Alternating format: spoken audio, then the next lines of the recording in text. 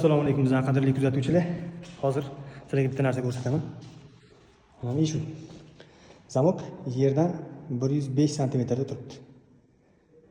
Lekin общий объемda qaraganda nimagadir pastda ko'rinyapti, bilasizmi? Sababini aytaymi, eshikning balandligi 285. Shuning uchun men 1 metr 1.5 ga qo'yilgan zamok pastda bo'lib qolganga o'xshab ko'rinyapti. Общий объемda. Xullas mana 285 lik eshiklarimiz bitdi. Mana bu yoqda ikkita tabaqaligi ham bor. Magnit mexanizmda qo'yilgan.